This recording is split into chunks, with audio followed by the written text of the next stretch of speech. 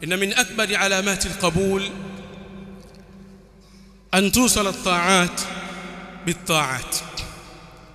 Katika kubwa ya alama ya kukubaliwa na Allah subhanahu wa ta'ala ni kuungwa taa na taa. Kwa maana Ramadhan ikiondoka utamuona mtu bado yupo katika jambo lake lile lile na juhudi yake ile ile ya kumuelekea Allah subhanahu wa ta'ala.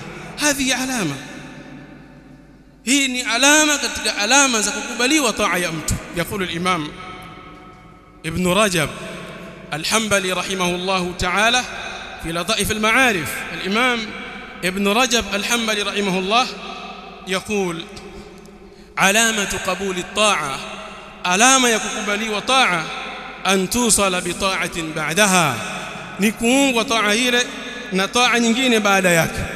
وعلامة ردها، na alama ya kurejeshwa taa an tusala bi ma'siyatin, ni kuungwa ile taa na maasiya.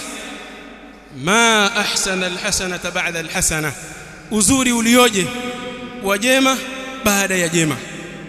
Ma ahsana alhasanata ba'da alhasana wa akhba'a as-sayyi'ata ba'da alhasana, na ubaya ulioje wa ovu baada ya jema. Tunayasema haya ili yoyote ambaye ameyazimia kuwa ikiisha Ramadhan atarudi katika utaratibu wake ule ule, maasi yake yale alikuwa akiyafanya, basi yafahamu kwa katika hatari kubwa sana. Hatari wapo baadhi ya watu ambao utaratibu wao katika maisha ni huu: itakapoingia Ramadhan utamkuta katika taa, ikitoka Ramadhan amerudi katika maasi. Walipotaja watu wa aina hii kwa al-Imam Ahmad rahimahullah, kadhalika al-Fudayl ibn Iyadh, qala, wakasema bi'sal qaum la ya'buduna Allah illa fi Ramadhan.